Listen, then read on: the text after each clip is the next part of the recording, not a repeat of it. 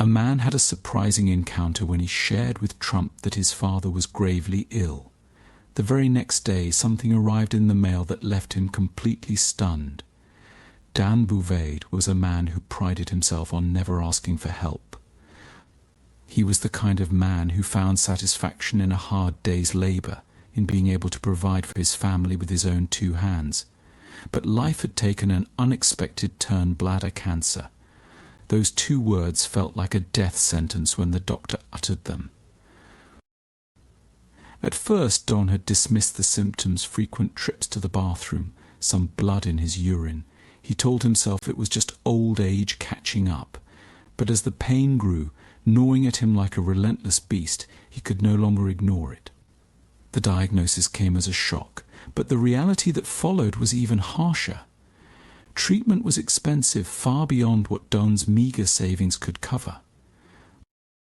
His son, Shane Bouvet, was the epitome of determination, a trait he'd inherited from his father. At 27, Shane had taken on the weight of his father's illness like a soldier on a battlefield. He worked 2 jobs during the day. He was a delivery man, rushing from house to house with parcels that barely kept his bills paid by night. He was a campaign volunteer for Donald Trump, driven by the belief that real change was possible, even for people like him. Despite the long hours and meagre pay, Shane was relentless, but his efforts seemed small in the face of the mounting medical bills. The Bouvet family was proud, not one to complain or ask for handouts, but Don's illness had pushed them to the brink. Every visit to the hospital, every consultation, every test came with a price tag that made their hearts sink. The chemotherapy Don needed was the only chance he had, but the costs were staggering. They needed $10,000 just to cover the deductible, and that was money they simply didn't have. When Shane received the invitation to attend the presidential inauguration, it felt like a lifeline. He had been a tireless volunteer, working the phones, knocking on doors, doing whatever he could to support Trump's campaign. Now there was a chance to meet the man himself, the one person Shane believed might have the power to save his father. It was a long shot, but in his mind it was the only shot they had left. As Shane prepared for the trip to Washington, D.C., doubts began to creep in. The invitation was a standard one sent to thousands of supporters. There was no guarantee he would get more than a distant view of the president-elect, let alone a chance to speak with him. But Shane pushed the thoughts aside, focusing on what mattered. He packed his best clothes and boarded the bus to the Capitol, his father's face constantly in mind. Upon arriving in Washington, Shane was overwhelmed by the sheer size and spectacle of the inauguration event. The city was alive with energy, but beneath his excitement was a gnawing fear that his efforts might be in vain. He stood among the crowds, watching the parade and listening to the speeches, all the while searching for an opportunity to get closer to Trump. As the day wore on, that opportunity seemed increasingly elusive, and the hope he had clung to began to waver. Just when it seemed like his chance had slipped away, fate intervened. The campaign staffer Shane had worked with recognized him in the crowd. "You made it," the staffer exclaimed, pulling him aside. They talked for a few minutes, catching up on the whirlwind of the campaign. Shane, seizing the moment, confided about his father's dire situation. Moved by his sincerity, the staffer promised to try and get him a brief meeting with Trump. It was far from a guarantee, but it was more than Shane had expected. His heart raced as the staffer made a few calls, finally handing him a pass that would get him into a private reception later that evening. That evening, Shane found himself in a room far removed from the grandeur of the public inauguration events. The crowd was smaller, more intimate, but the stakes felt higher than ever. When Trump entered the room, flanked by Secret Service agents, Shane's pulse quickened. This was his one chance to speak for his father. As Trump made his way around the room, shaking hands and exchanging pleasantries, Shane's turn finally came. Standing before the president, he felt a lump in his throat, but he forced himself to speak quickly, recounting his father's illness, the mounting medical bills, and the hopelessness that had taken hold of his family. Trump listened, his expression unreadable. When Shane finished, there was a moment of silence, a beat that stretched on forever.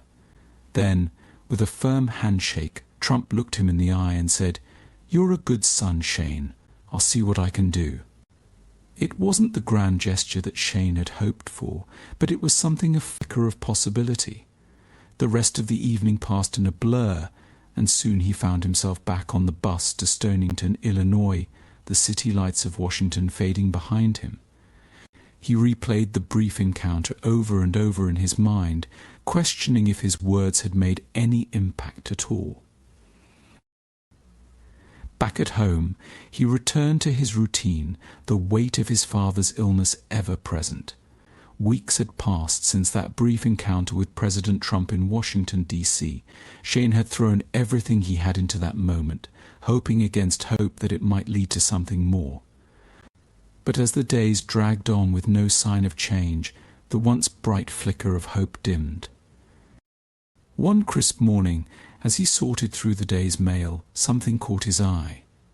Among the usual stack of bills and advertisements was a plain white envelope, slightly thicker than the rest. The return address bore the unmistakable seal of the White House. Shane's heart skipped a beat. With trembling hands, he tore open the envelope, his breath hitching as he pulled out a personal check for $10,000 made out to him. With a brief handwritten note on presidential stationery, "Shane, you're a great guy. Thanks for all your help. Best, Donald J. Trump." Shane stared at the check, his mind racing. It felt surreal, like a dream he wasn't fully awake from. Could this be real? He knew Trump was a man of his word, but to see it in front of him, to hold that check in his hands, was almost too much to process. His first instinct was to doubt, was it some sort of mistake? But the note, simple yet sincere, assured him otherwise. This was real, and it was happening. Now, without wasting a second, Shane sprinted out the door and drove straight to his father's house. The ride felt like the longest journey of his life. His thoughts raced. How would his father react? Would this be enough to change their fate? As he pulled up to the familiar house, Shane could barely contain his excitement, but a nagging doubt lingered in the back of his mind. What if this wasn't enough? Don Bouvet was sitting in his usual spot by the window when Shane burst through the door, eyes wide with a mix of disbelief and joy. "Dad, you're not going to believe this," Shane exclaimed, thrusting the check into his father's hands. Don's eyes widened as he read the note, his weathered hand shaking slightly. He looked up at Shane, tears welling up in his eyes. "This can't be real," Don whispered, his voice choked with emotion. But as the reality sank in, so did the overwhelming gratitude. For a moment, father and son stood in silence, the weight of what this meant crashing down on them. "This means I can start the treatment," Don finally said, his voice filled with a mix of relief and determination. The tears flowed freely now, not just from Don, but from Shane too. It was a moment they never thought they'd see, a moment where hope was not just a fleeting thought, but a tangible reality. Don, who had resigned himself to fate, now felt a renewed strength, a second chance at life that had come from the most unexpected place. Don Bouvet braced himself as the first round of chemotherapy began. The treatment was as brutal as he had feared. Each session left him weaker, sapping his strength and draining his energy. The once robust man who had never backed down from a hard day's work now found himself battling nausea, fatigue, and pain that seemed endless. But despite the physical toll, Don never allowed his spirit to falter. He was fighting not just for himself, but for the family that depended on him. The days turned into weeks, and the weeks into months. There were days when Don could barely muster the strength to get out of bed, let alone face another session of chemotherapy. But Shane was always there, a constant source of support. He drove his father to every appointment, sat with him through the worst of it, and made sure Don knew he wasn't alone. It was a grueling routine, but they both knew it was the only way forward. In the middle of Don's treatment, a sudden complication arose. He developed a severe infection, a dangerous side effect of his weakened immune system. The infection spread quickly, and Don was rushed to the hospital in critical condition. For several days the doctors fought to stabilize him, but the prognosis was uncertain. Shane's heart sank as he watched his father struggle. They had come so far, yet now it seemed like everything might fall apart. But against the odds, Don's condition improved just as quickly as it had deteriorated. The infection subsided, and Don, though weakened, was able to resume his treatment. It was a close call, but one that left the family more determined than ever to see this through. As Don's treatment continued, something remarkable began to happen in Stonington. Word of the Bouvet story spread throughout the small town, and what started as whispered conversations quickly grew into a community-wide effort. Neighbours who had known Don for years came forward with offers of help. Meals were dropped off at the house, cards and letters of encouragement filled their mailbox, and even the local church organised a prayer circle in Don's name. The outpouring of support was overwhelming, and it gave him the strength needed to keep fighting. For the first time in a long while, the Bouvet family didn't feel so alone in their struggle. Finally, the day came when Don received the news he had been waiting for. The scans were clear the cancer was gone. It was a moment of pure, unfiltered relief, a victory that seemed almost surreal after the long and difficult journey. Don was officially cancer-free. The battle had been won. The news spread through Stonington like wildfire. The entire town rallied around the Bouvet family, celebrating not just Don's recovery but the strength and resilience they had shown in the face of overwhelming odds. There were no grand parades, no public speeches, just quiet, heartfelt congratulations from people who had known the Bouvet family all their lives. It was the kind of small-town support that made a difference, reminding the Bouvet family they were part of something larger than themselves. For Shane, the victory was bittersweet. He knew the road ahead wouldn't be easy. Don's recovery would take time, and there were still challenges to face. But there was also a deep sense of satisfaction in knowing that his efforts, his tireless determination, had made a difference. Thereafter, a letter arrived on an unassuming Wednesday afternoon, tucked between a stack of mundane bills and advertisements. Shane Bouvet nearly missed it in his rush to sort through the day's mail, but the White House seal caught his eye, stopping him in his tracks. He opened it cautiously, his heart racing. Inside was an invitation. President Trump had heard about Don's recovery and wanted to personally congratulate the Bouvet family at the White House. It was an invitation they could hardly believe. Don was overwhelmed by the news. He had never imagined that his journey would lead him to the nation's capital, let alone to meet the president.